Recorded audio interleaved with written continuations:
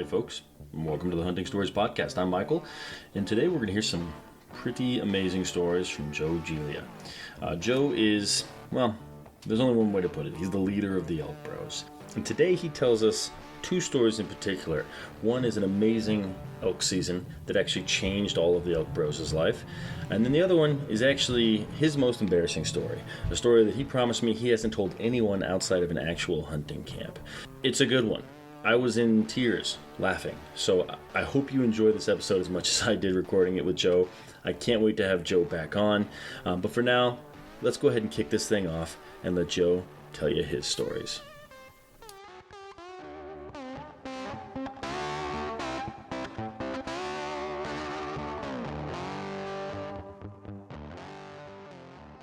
All right, Joe, welcome to the Hunting Stories Podcast. How are you?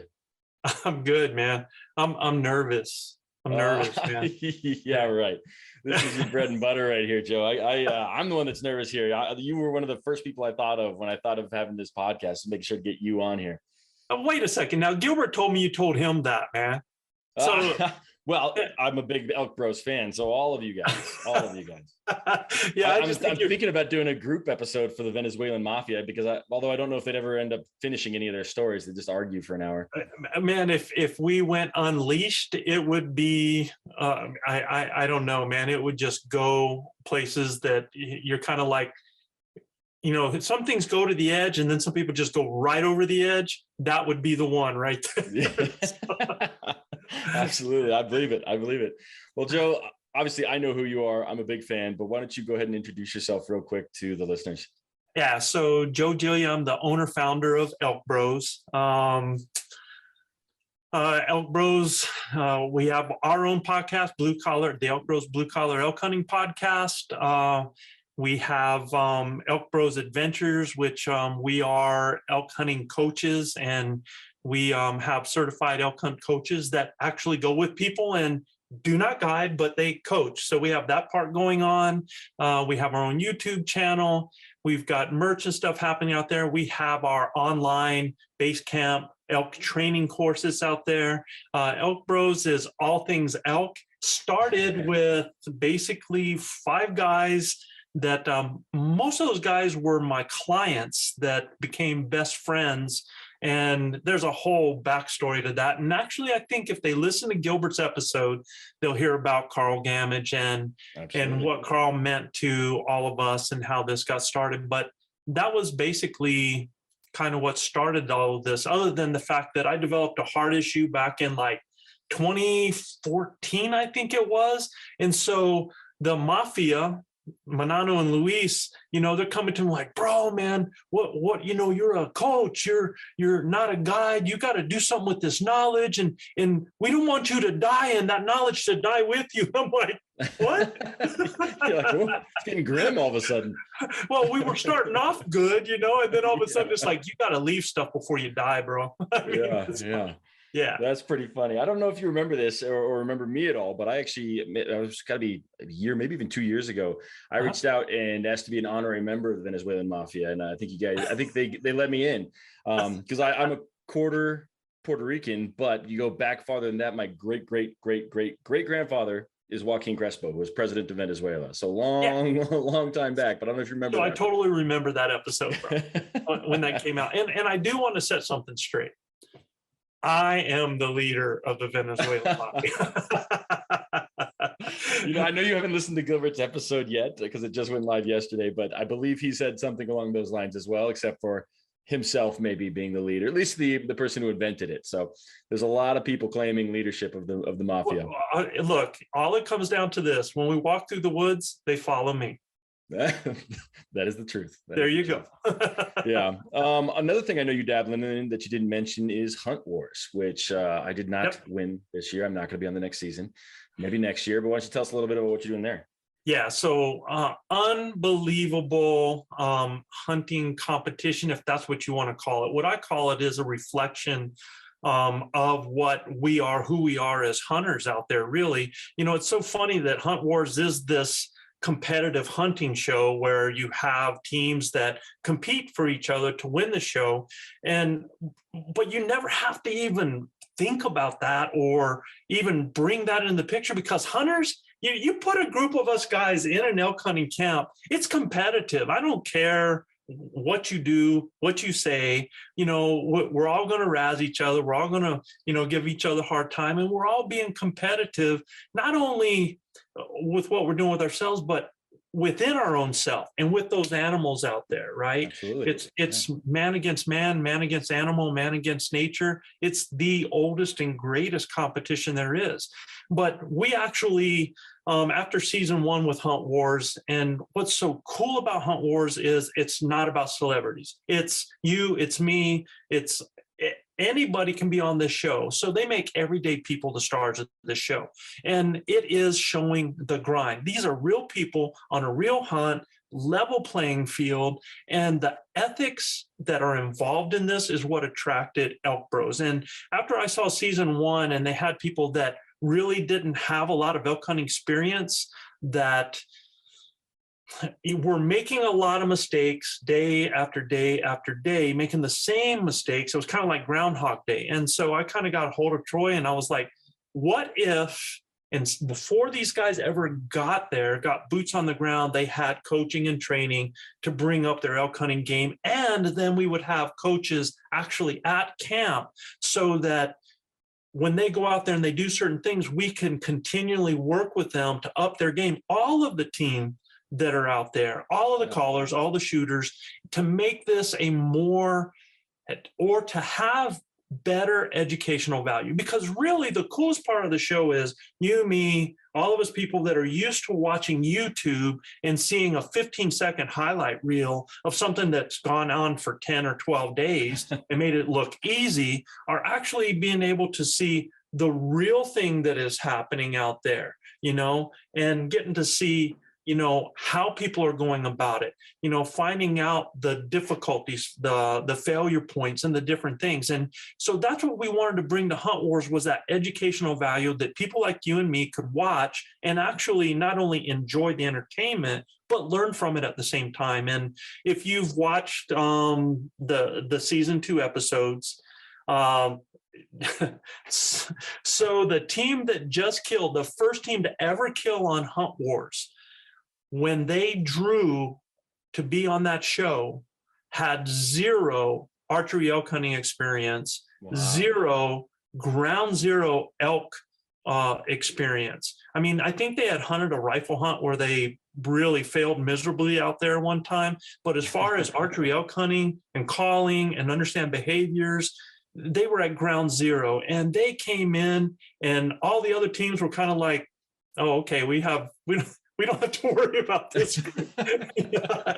And by about, I would say probably mid-July, I was getting texts from some of the other guys, because we're all on WhatsApp together. We kind of, we're all in as a group. We all know each other. And that's the other cool, is the camaraderie part of it. But we're all there, and guys are starting to say, Joe, slow down. You're coaching these guys up. And let me tell you, Team Idaho went from ground zero, not being able to make a peep, a squeak, or anything, to calling in multiple bulls and getting it done, following the playbook, man. And I couldn't tell you, I was so proud of all of the guys, just hearing their calling, how much it had changed, hearing some of their thought processing while they were out there. Sure, there's mistakes made. That's elk hunting. But man, to see them out there and just seeing how some of these things were processing and coming back, you could tell they really took it in and learned a lot. And it was such a cool experience. And it's not over yet.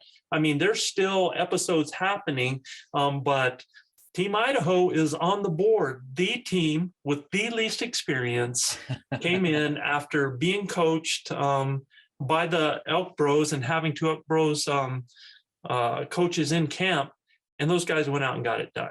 So, that's awesome. Yeah, it's so cool. Awesome. And for anybody else that's listening out there that's going, I couldn't hunt elk. I know nothing about elk. Baloney, man. It can happen. You just got to do the work And it's not about the gear. It's not about the camo. It's about what's between these 6 inches between your ears and inside here in your heart, and the persistence and determination, and go making it happen. So there's Elk Bros in a nutshell. As you can tell, I love coaching. I love elk hunting. I'm passionate about all of that. I love seeing people succeed in realizing that the parallels between whatever it is, elk hunting and life, man, that it all takes work. It all takes, doing the little things that most people don't want to do, taking it a little bit farther, putting the work in, believing in yourself, getting the skills, and then executing. So absolutely. We get emails all the time from people that listen to our podcast that say, I'm a first-year elk hunter. I listened to all your podcasts. I went out. Thank you. I got it done. And how cool is that, Michael? I mean, so cool. Yeah. I think the listeners know at this point that I'm a relatively new hunter. I haven't been doing this that long. But your podcast, the Elk Bros, it's where I've been sharpening my knife for my tools of the trade. It's my favorite place to go. So thank you for what you guys have been doing. You're welcome. The Elk Academy is amazing. If you guys aren't following the Elk Bros, get out there and do it. I'm going to put links to everything that Joe just mentioned in the show notes, and we'll let him say it again at the end. Yeah. But yeah, you guys are great. Every one of you, I laugh at every one of you, laugh with every one of you, and at every one of you during basically every podcast. So it's a lot of fun. Yeah, what's so weird about that is it's with the guys that I have surrounding me, like Chav hardly ever says anything, like once in a blue moon, Manano. And I think Manano would say a lot more if things were in Spanish, but or if Luis didn't keep interrupting him. Oh man, between Gilbert and Luis and Manano egging on Gilbert, I end up having to play the straight man, trying to keep us between the lines a little bit, man, because we do want it to be a family oriented show. I want kids learning with their dad or mom, or I want that happening. So we try to keep it where everybody can listen to it. Yeah. And I said this to you earlier before we were recording, but you guys come more from an educational background than a lot of these other programs. Those guys are hunters trying to teach. You guys are teachers teaching to hunt. And it works really well for me. So I couldn't recommend it enough. Yeah. Cool. But that being said, let's dive into some stories, Joe. I know you have plenty. You've been hunting for a few years, maybe 2 or 3. So why don't you pick one, set the stage, let us know kind of, what you were hunting, when you were hunting, and go from there. So the story I'm going to tell about is because I like thinking about the times that I've killed. I've taken a lot of elk in my day. I've been very blessed, very successful, and it wasn't successful because I wanted to get a photo or anything like that. It's because I had to put food on the table, man. And I've been fortunate, but my stories that really ring to me are stories that I've had with other people. Those are the ones that resonate. And who knows, Michael, before we get out of here, I might tell you my most embarrassing moment that actually happened on an antelope hunt. So if we get a chance to do that. But the story that I want to tell you about, I'm always paralleling life, with what we do hunting. Well, this particular hunting trip, I call Lemons to Lemonade. This one had more of effect in our life than any of us would ever know. And it's from the very beginning. So when we get together, when the Elk Bros crew gets together, generally Gilbert will show up a little bit earlier.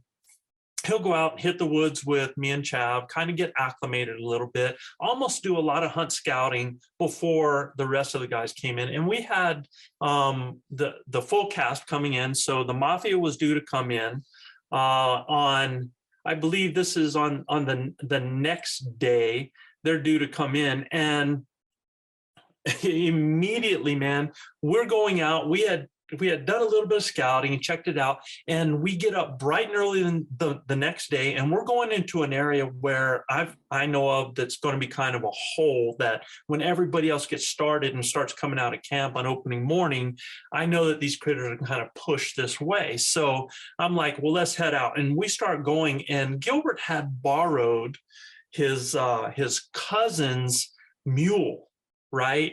So this UTV, not a get along type mule, but not a yeah, no. So we're in the mule, and as we're driving, we're about, I don't know, we're probably mile 5 away from camp. To what we do is we always drive to an area that we want a starting point from, right? So we go to that starting point and then we bail from there and we take out, and we're on about mile 5, and for some reason we're trying to find this particular road, and things had grown up. I mean, it was real hard to see where the old 2 tracks were. And all of a sudden the lights on his vehicle start to go dim. And I mean, this is, we're out there a couple hours before daylight. That's one thing that we do. And the lights start to go dim. And Gilbert, what the, and he had some choice words, so, Gilbert's like, and we're like, dude, what's going on? He says, man, this thing was working perfect before. So we sat there and we played with a few things. He goes to turn it on and it goes back and starts again. So yeah, let's go. So we start taking off. Well, that's one thing about hunters. We're kind of like, well, when things start to go a little wrong, as soon as they go right, let's go deeper. Let's not go back. Yeah, everything's 100% now. Yeah, we're going, man. So now instead of being at mile 5, we're at about mile 6, and the vehicle just dies, man. Oh. And this is opening morning for us, a chance to hunt scout, and we're excited, we're pumped, and we're in the middle of nowhere, and the vehicle dies. And I'm like, son of a gun, man, what are we going to do?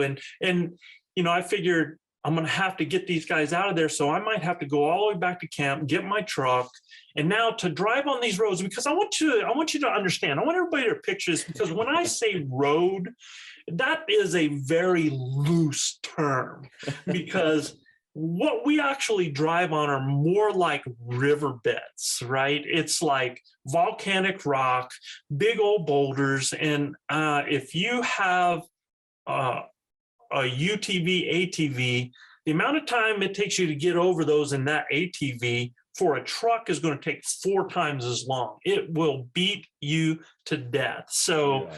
I'm like, all right, guys, there's no sense all of us walking back. And I'm sure Gilbert was more like, okay, bro, I'm if you want to walk back to camp, I'll wait here, right? So it's starting to rain on us. And I'm like, okay, I'm going to take off. I just grabbed my pack, grabbed my bow. And I can remember actually recording something on my phone as I was doing it, going like, okay, we talk about failure points. It's day 1 and we found our failure point, man, here. So I did not plan on walking out of this. So 6 miles I've got to go to get back to camp. So I'm just hoofing it, going across country, getting down, heading down, up and down through all of this stuff.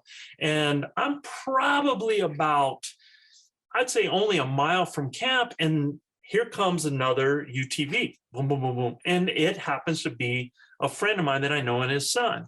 And he stops and says, what's the deal? I'm like, oh man, we're broke down here. I got to go get the truck, blah, blah, blah. He says, well, if you want, jump in the back. We'll give you a ride back to the rest of the way to camp.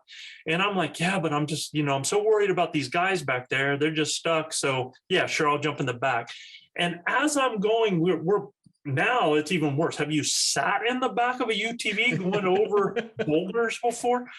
Honestly, would have been better off walking. I mean, yeah.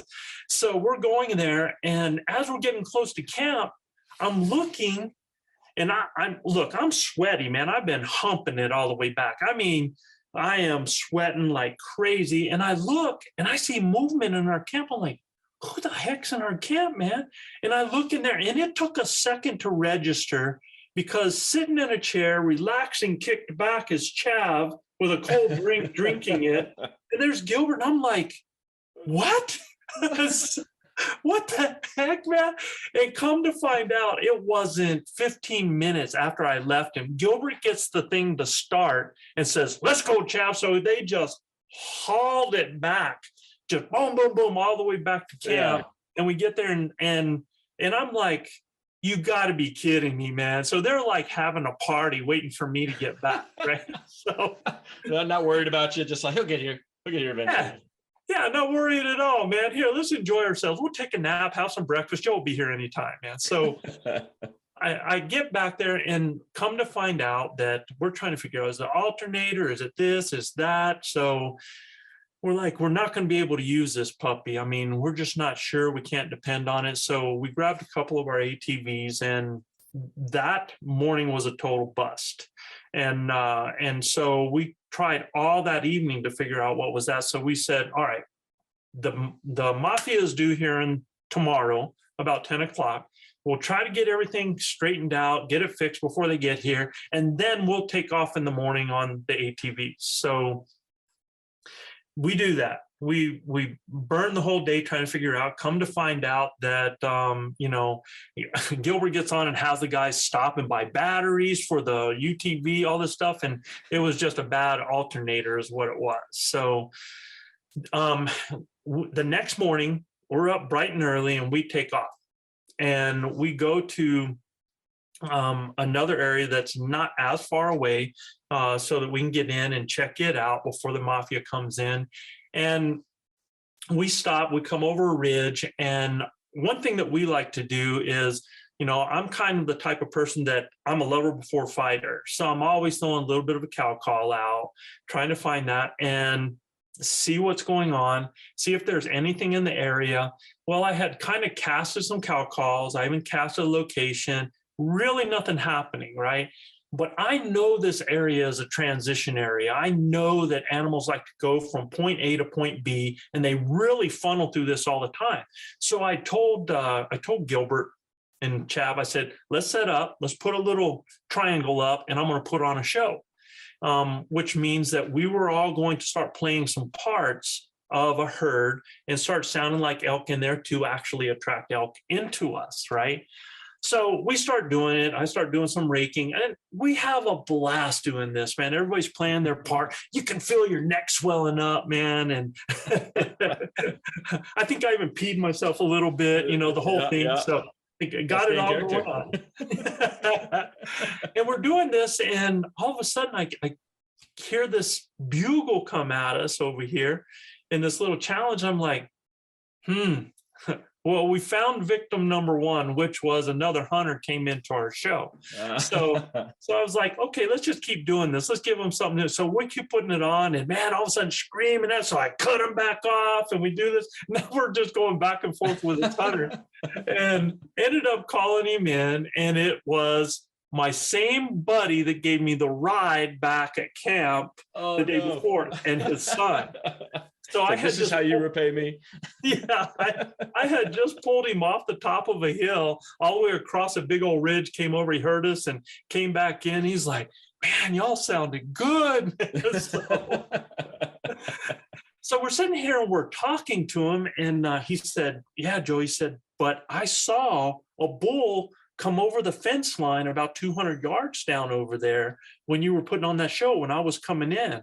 And so I'm like, and this is how we are when we bump into each other in public. I'm like, okay, man, you saw him, what is your plan? Where do you plan on going? He's like, well, me and the boy have to get back. We've got a birthday party, blah, blah, blah. And I said, well, then if you don't mind, we're going to head that way.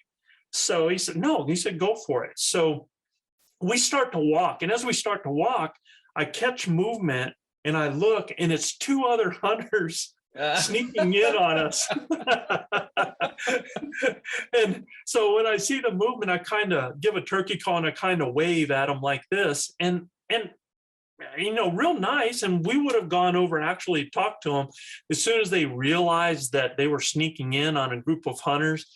They weren't happy campers. They kind of stood up, turned around, just took off a little on the angry side. Well, that's how things go, So here in this area, we've just called in, every hunter people, right? No elk yet. But we had an idea that there were still up in the area from the sighting that we saw. So we did not go 200 yards, Michael, up on top of a ridge. And I stopped up there and I gave just a little location bugle, like a distant one. and I get a response. So right away, man, we're like, yeah. And actually I get 2 responses. So we start cutting the distance a little bit, trying to get in a better setup position. We are a perfect, man, because the way we're moving, we have the sun in the face. We got the sun in our back, the wind in our face. That's the perfect scenario, man, for an animal coming into you. It's really hard for them to see. They're not going to be able to smell you. The ears are working on whatever calls you're doing. So you've just eliminated 3 defenses of that animal, right? So as we're going in, we locate this perfect spot, we set up, and we start putting on a show. Well, the next time I hear that bull, he sounded further. Now, he could have been over a ridge, he could have been turned the other way, but as soon as I heard that, I'm very aggressive. So I go to jump up to cut the distance, and when I do, I hadn't noticed 5 other bulls that are sneaking in on us from the right. And they're only about 35 yards away. Well, yeah. And we're so focused this direction that they're off on our 3 o'clock over there and coming in on us. And as soon as I stand up, they kind of booger because they see the movement. Well, your first reaction is you drop down. So we dropped down, I cow called. And as soon as I cow called, they stopped because, again, they kind of had the sun. They didn't have the wind. They saw movement. They weren't sure what it was, right? So here's all 3 of us down. And these, it's actually 5 dinks, man. And they're like, well, what was that? So they're looking like that. And I had, for the first time this is the first time I had done it, I had brought one of the predator decoys with me. And I don't know if you've ever seen the predator decoy, but it mounts on the front of your bow. It has a shooting window, and it's a cow elk on the front of your bow. And the first time I saw it, I was like, that is the ticket right there. Because elk want to see things, number one. And once they see something, it makes a lot of their senses react. Now, they come in because they've heard something. Now they've seen it. 2 things are satisfied, and they're going to come to you. So I'm like, okay, I take this decoy, I pop it open on the ground, I take my bow, boom, I put it through, I bring it up, and I cow call. And those bulls, man, right away, that one bull goes and he kind of looks like this, and here they come in a line, man, just boom, boom, boom, coming right to me. I'm like, you got to be kidding me. And the bull stops, and he looks, the front bull on the front of the procession stops. And all I did was I reached up and I gave a little twitch of the ear on the decoy. Oh, man, sold it right there. So now I've got my arrow already nocked. It's already in there. These elk are coming in. They're at 30. They're at 25. They're at 20 yards. And at 20 yards, the bull stops in front of me broadside, with the rest of them lined up behind. And I'm like, okay, all right. So this is where Joe Giglia breaks one of his cardinal sins, man, in that I'm using something for the first time that I have not practiced with, right? And that's this decoy. Now, I am an instinctive shooter, and being instinctive, you look down the shaft. I keep both eyes open over my arrow. And so if you've ever done that, like if you put your finger out with both hands and you look beyond it, you're actually going to see 2 fingers, a right and a left, right? Depending on how your eye is seeing there. Yeah. So I always know which one it's actually going to be. Naturally, I know that it's the image over on the left-hand side that I actually use as my lineup when I'm instinctive. Well, that's getting ready to come into play. So here's the first mistake I make. The first mistake is I have this decoy down like this, and I go to draw, and when I do it, the motion goes up. So all of a sudden this decoy goes boom, like this real fast in an unusual movement that made that bull flare. So as soon as I did that and I drew back, he jumps and he flares, and I cow call again. So now the bull that was at 20 yards is at 30 yards. And he's standing there with a tree perfect kill, but he's got that tree right here on the front of the shoulder, but I've got perfect kill behind the tree. So I'm like, no problem. I pull back, and here's where that thing happens twice to me on I should have practiced with it. So the first one is I raise incorrectly. The second one is when I draw, I'm looking through a sight window. And so the shadow or that image of my arrow, one of them is off of the sight window. So I just go with the one that's in it. And instead of it being the left side, I bring over the right side. So now I am no longer shooting straight. I am now shooting to the left. Okay. Oh my goodness. Yeah. So right I where pull that tree back. is. This bull is dead, man. I mean, this bull is dead to rights, standing right there. I pull back, I let fly, and I center that tree right there on the shoulder, man. Heart shot. And when I do that, I turn around and I look, and there's Gilbert and Chav, and they're looking at me like, dude, at 30 yards, really? You know, what the heck is going on? So they run. And I cow call again and have the decoy, and they stop again and look back at that decoy. Now this bull is at 50 yards, and I'm like, okay, I know what I did wrong. So I actually look on the other side of the decoy, get my distance using both eyes so that I know what it is. I go back into the window, I pull back, I look at that. I know what my 50 is, and I let fly. And I mean, it just goes through him so fast. That bull runs off, and he doesn't go 20 yards, man, and it's butt over teacups, man. I mean, feet go up, he's down, he's dead. And get this, there's still 4 other bulls in the area, and I have Chav and Gilbert there, you know, that they've got tags to punch. So we actually played with those other bulls for a while, and almost still with that decoy. The only problem was the blood from the bull on the ground between us and them, I think, was the deciding factor. I mean, we got them within several times, probably within 60, 65, but just didn't have that clear shot, right? Yeah. And, you know, Gilbert is aces, man. I mean, that dude, you know, Chav's not going to take a shot unless it's 40 or under.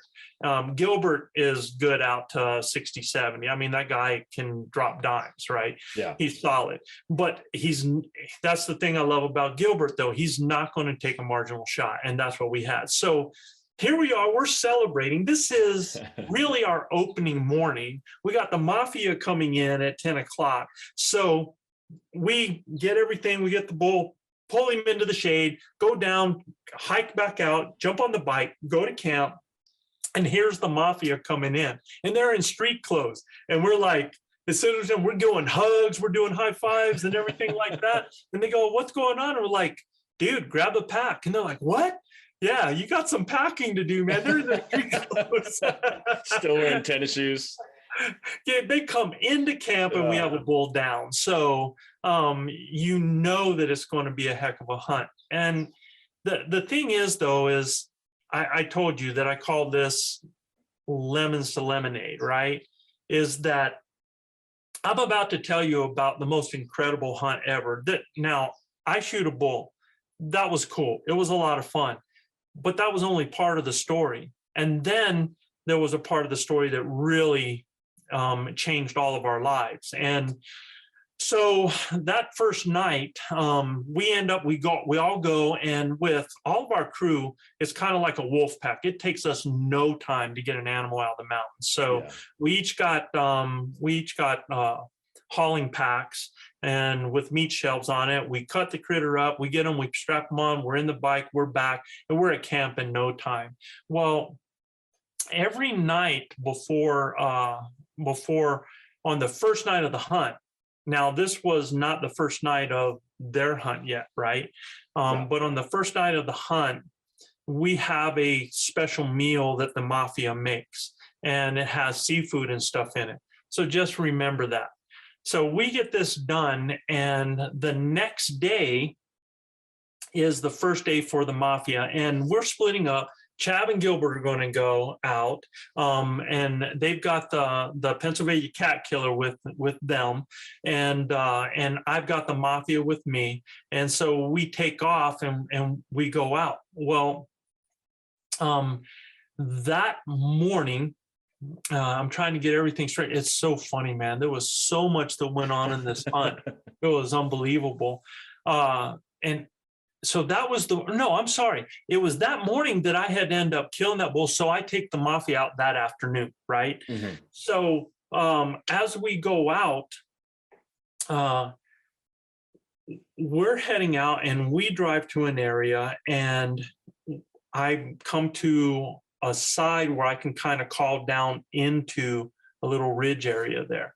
And when I do that, we get a response, and we play with some elk, and we have some things that happen, but things don't just go our way. So we kind of bail out and leave in that place for the next day. So now when we come out, we head back in the next day, and boom, right away, I get responses over in the area over there. So we do the same thing. We drop off, we cut the distance, we get over there, and I've got Manano and Luis with me, and I've got a couple of bulls talking on this one side. So it is thick country. And whenever it's thick, you can cut the distance close, man. Mm-hmm. And as we're going in, you can hear these bulls bugling, answering me, and we're probably within the 150 range, but it is so thick, and I feel something tug on me, and I'm like, what? And I turn around, and he goes, Joe, we're very close. We have to go slow and quiet. And I just turned around, looked at him, and I was like, screw that, Manano. Let's go, man. So I just start taking off and go over that. And he, Manano he is an incredible hunter. This guy's an incredible hunter, but he comes from a different background, like a deer hunting background, where it's important to be still and be quiet. And what I try to tell him is, not with elk, man, we got to go. So we're going down, and as we're getting close, I give a little bit of a cow call, and now we're within 100 yards easy of these elk.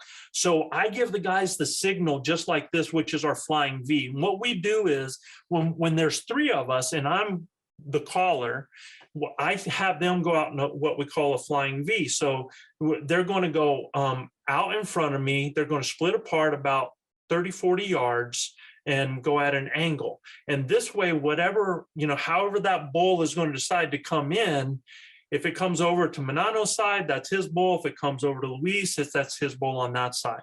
Mm-hmm. So I set up, I'm waiting for them to get in position. And once they get in position, now I start putting on a little bit of a sequence. And it sounds something like this, man. It's kind of like...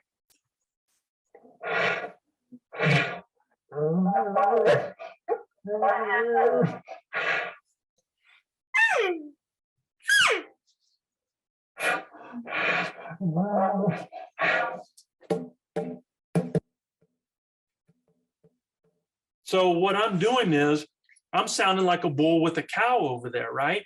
And I'm doing a little bit of raking, so I'm not doing any bugling. It's all these low noises to make these bulls think that there's a bull over here with a cow, and make it sound kind of like a rutting breeding type thing, right? So as I'm doing that, all of a sudden I can see the body posture on the guys change.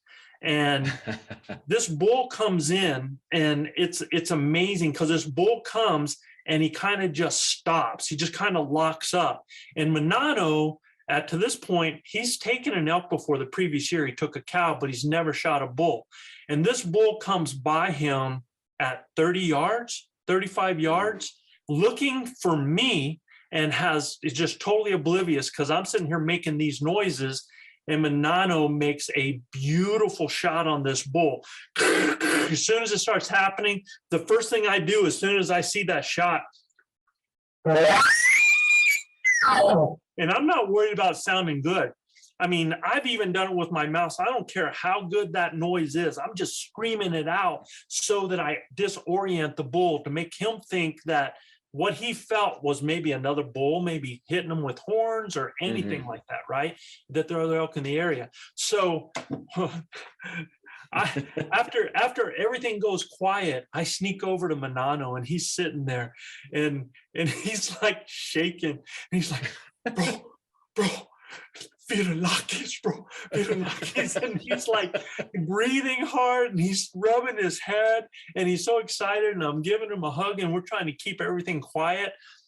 The bull did not go 50 yards and piles up. And, we actually have it on video. So, okay, so I've killed in day 1.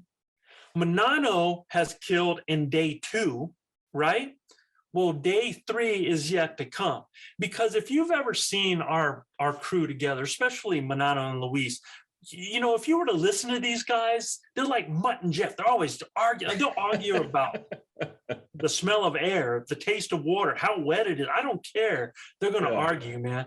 And but these guys love each other like no other, man. They're just like brothers. And if you could have seen how happy Luis was for Manano when he saw him with that bull, man, it's just special. And it's that kind of thing that really drives to my heart, And so, man, I tell you what, I'm flying through a hunt here because you've got to hear everything that's happening, right?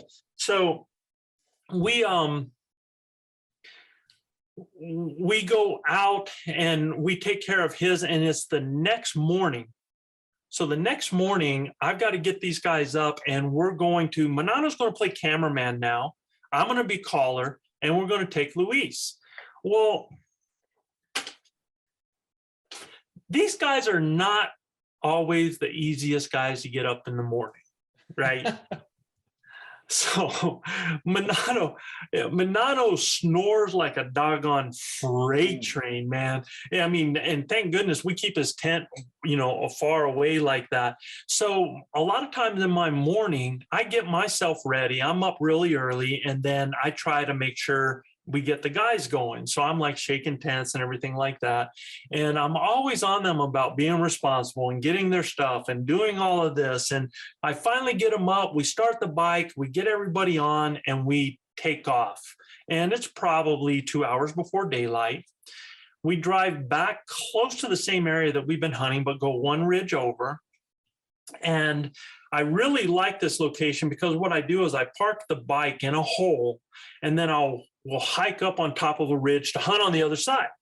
Well, as we get off the bike, I go to grab my backpack and my grunt tube and everything. And Mr. Responsible has left everything an hour back at camp. Oh, no. I mean, everything, man. I have no grunt tube. I have no backpack. I have no diaphragm calls like that. And I'm like, dude, and I'm like, I can't believe this, man. It was their fault. It was their fault. So I'm sitting there going, what the heck, man? I don't, how am I going to? And so Luis goes, bro, I have a diaphragm call, but I've been using it. And I'm like, whoa. All right. So in my head, it's kind of like, all right, so this guy has been using this, and I don't know, this is almost like a relationship type thing that we're getting ready to step over the line here. Yeah, I think he might need to buy you a drink first before giving you that diaphragm call. At least play some music, stroke me a little bit, There you go. Something like that, man.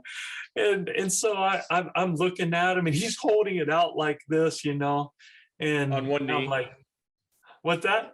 On one knee, like he's proposing. Here you go. Yeah. And I'm like, all right, okay, Luis, give me the diaphragm call. I'm taking it for the team, dude. We're not going back an hour. I'm going to do that. I said, I don't have, he goes, well, I got my grunt tube you gave me. Okay. So I grab a used diaphragm call and Luis's grunt tube, and we take off. And I get to the top of the hill, and I give a little cow call out. Yeah. We get a bugle, man. So that's the thing that people don't realize, is that a cow call is a location call as well, right? Yeah. So when we get this, we kind of are stopped listening and it stays in that area. So I'm like, all right, let's go. We got to close the distance. I know where they're at. So we bail off and we come to this one area in which we are really only probably 150 yards to 200 yards from a fence line. And that fence line is private property and we're not going to be able to go over it. But the elk aren't there yet. They're like moving on the ridge, heading there, going to bedding. So I'm like, it's perfect. We've got the wind at a crosswind coming to us. They're going to go. I know how they're going to, they love to go here and move through their bedding. So let's go up and work on this. So we start to go in. I give a location bugle and bulls start going off in different areas. So we move up to the ridge.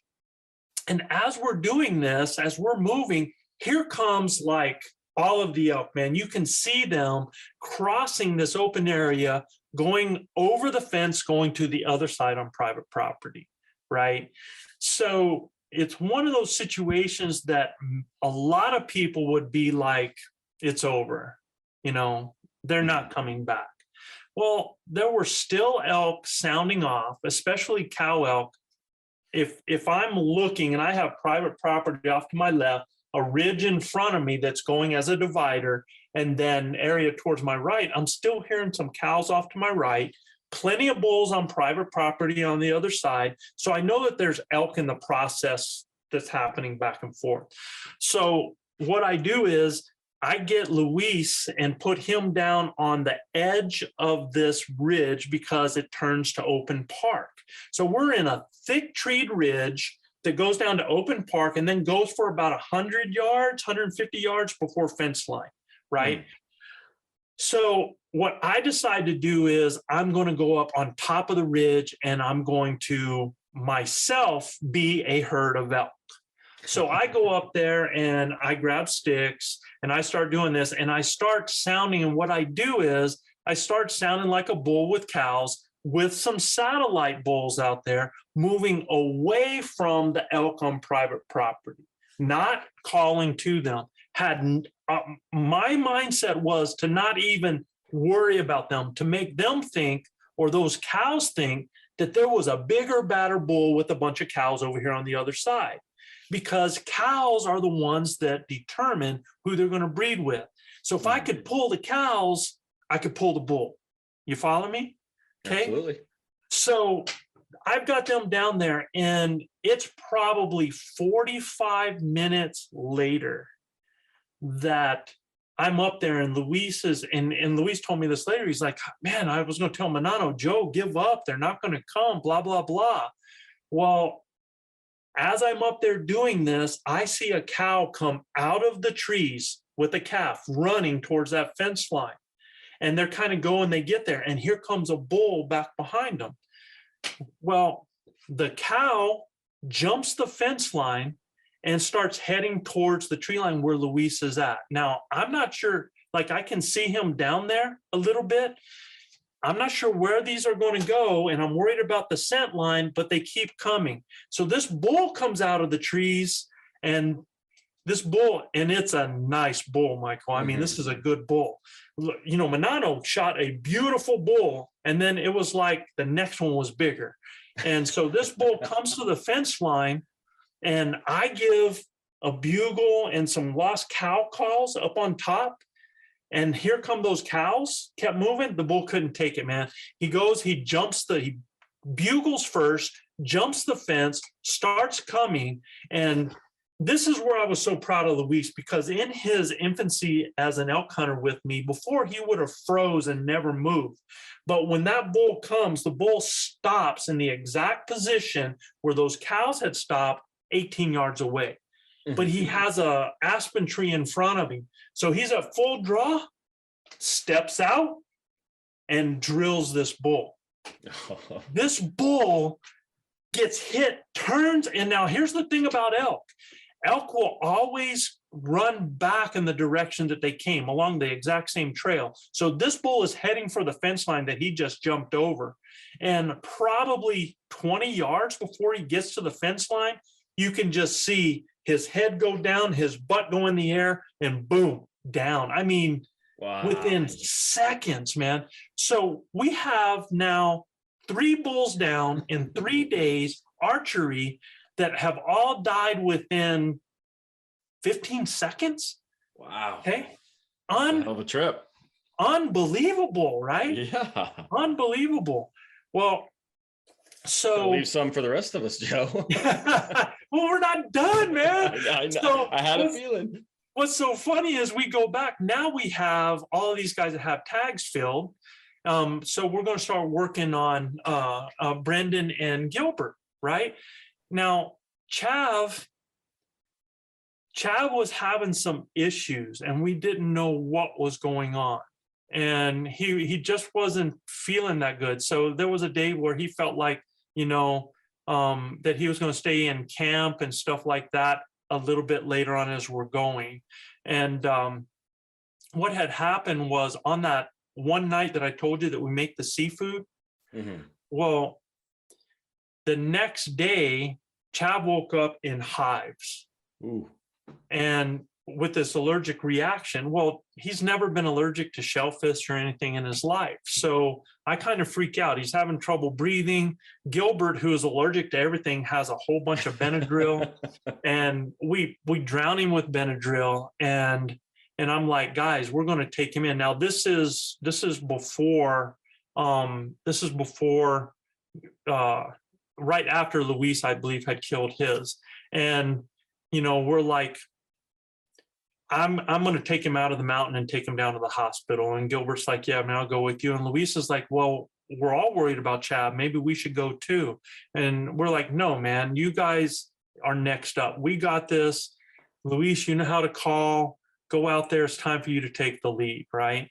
And we go out and we take Chav down. By the time we get down, the Benadryl's starting to work, but I still took him to the hospital the next day. Yeah. Well, the doctor at the hospital had found out that there was some things that he had been taking, some steroids. So he gives him a shot in the hip because he thought that it was just a steroid issue that was going on, and gives him a shot and says, and Chad's like, well, what do I do? And he's like, go back hunting, right? Get back up in the mountain. Well, I just want to tell you that incident, because of what happened in that hospital, after our hunt is over, we end up getting back home and Chav started to have more issues. And so my sister-in-law takes him to the hospital. The same ER doctor is there and realizes that this is something more than what he thought it was. So he asked Chav if he wanted a CT scan, and Chav's like, well, I tried, but my insurance won't allow it. And he's like, it doesn't matter, dude. This is a hospital emergency room. I can do what I want. So he goes and puts him in a scan. Well, that's where this epic hunt was so life-changing, is that night of seafood saved Chav's life, because that second round of going to the hospital after the scan, which the doctor wouldn't have done if he wouldn't have seen him the first time, we find out that Chav has cancer, which ended up leading to an incredible nightmare and yet God's blessing of a journey. So my brother-in-law, who I call my brother Chav, ended up by Halloween with stage 4 cancer throughout his body. Wow. And developed tumors along his back that impinged his spine, that took away his ability to walk. And but the best part of the story is that the fighter that Chav is continued to fight with support of all of these guys and everybody around him, and his own internal motivation and family. And today, that was Halloween of 2019. And today, Chav is cancer-free, walking, and was on his first hunt back out in the mountains last year. Had to be in a blind because he's still working on his walking, but he was back out in the mountains. So this will be his That's awesome. second year back out. Oh, dude, it's unbelievable. So elk hunting not only changes lives, this particular trip of lemons that we have turned into lemonade saved Chav's life. Yeah. So after we got him back from the hospital, and here's the crazy part was he was not at 100%. This guy had things going on in his body that he didn't understand. And yet when we took Gilbert out for his hunt, Chav was right there, right? Of course. So we go out, and this is day 4. We go out and we get into an area. I come to the top of a ridge, again, looking into a bowl. I'm casting into the bowl, and I get, and we've got a calf that's running into us. Well, when a calf comes running into you, you know that there's a herd somewhere in the area, right? That, he's just trying to find, where's mommy, where's aunt, where's uncle, right? So we're trying to work to find this, and we decide, okay, let's take a break in this one area.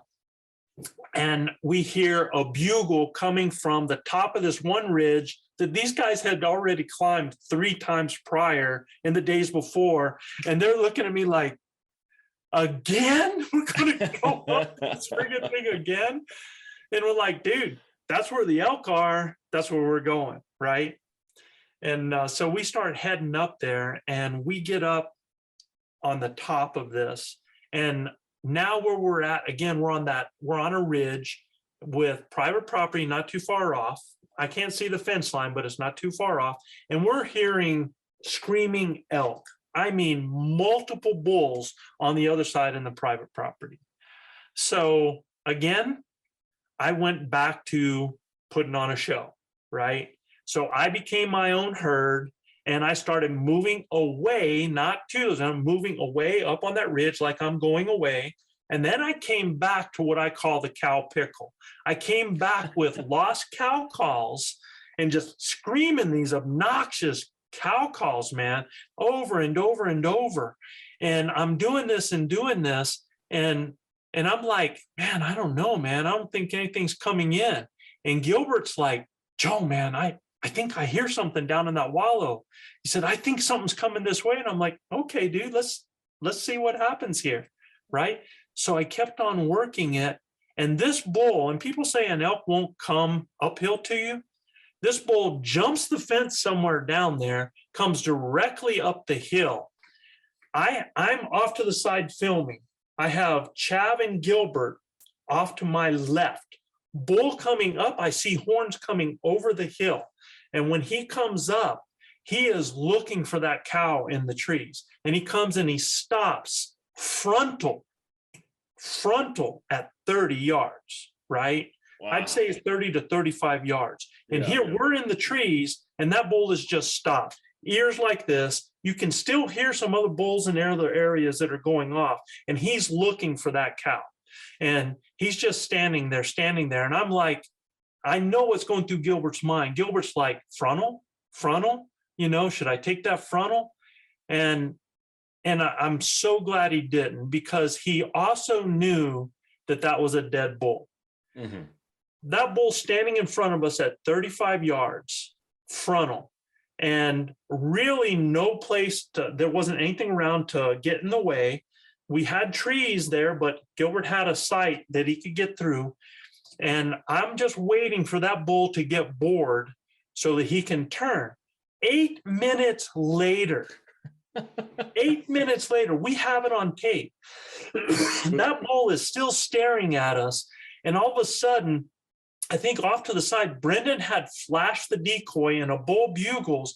And now this guy has already screamed a couple of times in our faces looking for this cow, trying like, come to me. And I mean, it is so daggum tense, you could slice the air, man. Yeah. I mean, I don't know if anybody's ever had a bull in front of them that you're waiting for a shot and you're hearing, doo, doo, doo, doo, doo, doo. Your heart is beating, you've got your breath coming out.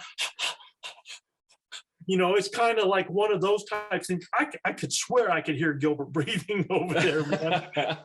And Chav is over there on the side, and Chav is clicking, trying to get the range on this booger to make sure he has it right. Well, that bull decides to turn, and as he does, I scream a bugle. He locks in broadside, looks at me, and the arrow is off, man. And I kid you not, I have this on video. This bull runs, his rear end slides down a little bit to stop. He comes back up, he wavers, and he falls over. Within 9 seconds, we have number 4 in 4 days down on the ground. Unbelievable, man. I mean, the most epic hunt you could ever imagine. And we've had a lot of hunts like this. We just got back from Colorado last year, 3 out of 4. Our camp has traditionally been over 80%, with guys taking elk. I mean, we have such a cool crew. Guys are so patient. They believe in the method. They believe in me. And we go out and we just really get after it to get it done. Now, when we walk up to this bull, Manano's bull was nice. Luis's bull was big. Gilbert's bull was a hog, man. It was just, I mean, it's like every time we put one on the ground, it got bigger like that. So, so that hunt there was probably one of the most unbelievable, most memorable, just how everything went down. And then the fact that what happened with Chav, with everything with that kind of marked that. And the following year was the first time, and it was my 38th season. And it was the first time ever hunting without Chav at my side, because he was, recovering from cancer. Okay. So I promised you a little laugher at the end, bro. All right. I can't wait. I was worried I'd have to do something special to get you open up about it. So let's talk Joe Giglia at age 24, maybe, hunting antelope with bow. And if you've never hunted antelope with the bow, man, let me tell you what, you think you walk-a-lock elk hunting? Oh my gosh, it's unbelievable. So we're stalking animals, we're doing different things. We're in an area called Tres Piedras, 3 Rocks, in New Mexico, and it was a great place to antelope hunt. And I'm not going to give all of the details of this story because it'll go long, but oh my gosh, the things that Chav and I would do out there, and the things that we would see, you see the craziest things on an antelope hunt. I mean, you see guys on bike trying to go over volcanic rocks with a decoy on the front of their bike. We look up one time and there's guys dressed in antelope pajamas trying to stalk antelope, right? Do not do this at home, y'all. I think I've seen Randy Newberg with like a foam antelope hat on top of his head on some of his videos. Yeah, I've seen those too. The be the decoy, right? Yeah, that sounds like a bad idea to me on public land. Oh my gosh. And so I thought other people were like ridiculously crazy, right? So I'm in this area, I'm moving through a little bit of a draw. This got a little bit of scrub oak that's going out to a little bit of an opening. And when I look out there, there is a beautiful buck that is bedded down. And he's about, for me at the time, he's about 200 yards. So I start stalking this booger, and I move and I'm in the scrub oak, and I come up in this low scrub oak, and I come into an area right at the edge where now it bottoms out and there's nothing else, right? So I've got some bushes on the side, scrub oak where I'm at, and this antelope is bedded out there, and he's at 80 yards. Not my shot, right? Yeah. So I'm like, well, how can I get this booger closer? And this is like my first time hunting antelope out there. I've already done the pit blind thing, which totally sucks, and I have ADD and that doesn't work. So I'm out stalking these things, and I'm like, how do I do this? And I was like, I've heard stories of people waving a white flag, right? And I'm like, well, I don't have anything white that I can, I do have something. So I proceed to stand up and drop my drawers to my whitey tighties, man. And I bend over and I kind of I put my rear end out. This my friend, you owe me money for. Yeah, I'll owe you a couple beers, I think.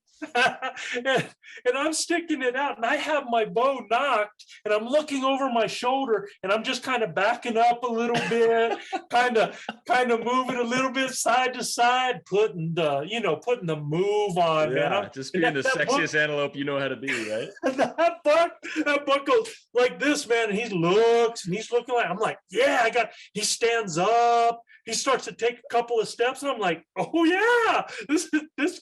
How do I put this? How do you send this story to bow hunter if you're successful? First of all, how do you send this story, right? And so I'm sitting there doing this, and I'm letting it, because I got to be ready to shoot, So I've got my arrow, and I'm backing up like this, and as I'm doing this, and I'm twerking in the, I'm doing all of that stuff going on to this buck out there. The first one thing goes to my mind is I'm like, man, I am so glad there's nobody here to see me doing this. I was going to ask, where's Chav? Just as that thought gets out of my head, I look up to the left. 40 yards away is a man and his wife standing there rolling, dude. They're just like, so forget the buck. I straighten up, I pull up my britches, and I just start walking off, man. It was like, it's over. I'm done.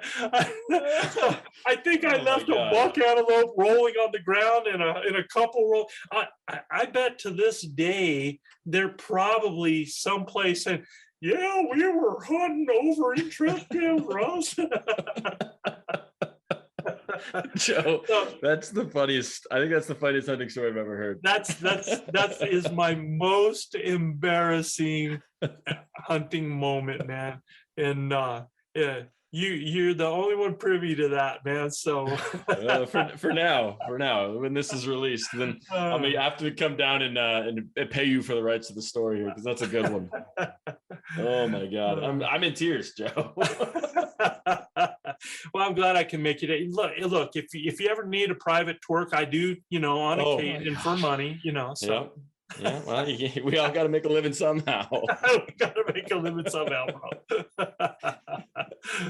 Joe, this has been fun, man. Thank you so much. I have a feeling that I'm going to call on you again to tell us some more stories. I don't know if any of them will live up to the two that you just told, but this was a lot of fun. So thank you. Absolutely, Michael. I had a blast, man. Yeah, thanks for what you're doing. Of course. And before we sign off fully here, why don't you give the people a couple places that they can find you, find the Elk Bros, maybe your Instagram, website, whatever it is, wherever you want to send them. Yeah, so all you got to do is go elkbros.com, ElkBros, one word, elkbros.com. You go there, you can find all things Elk Bros. We're on Instagram, we're on YouTube, just do a search for that. If you want to find us on Apple Podcasts, or go to Waypoint TV, that is our host network, Waypoint TV, and it is an incredible channel. Go there, you can find all things hunting, fishing, outdoors, man. So go check it out. Drop us a line, ask us a question, let us give you a shout out on our podcast. But whatever you do, man, as you can tell, in life, you got to learn to laugh at yourself. You got to enjoy it, got to have good times, and that's what makes the memories. Absolutely. I'm trying real hard to go antelope hunting this year, Joe, and I'm pretty sure you just gave me my first tactic that I'm going to try. So I'll try and recreate that in a video for everybody. There we go. All right. Thanks again. I appreciate it. Thank you, man. Take care. Peace. Yeah.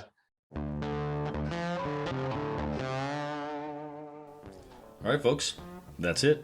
Another story, a couple stories in the books. I want to thank Joe so much for coming on the show and for being so vulnerable and telling us that amazing antelope story.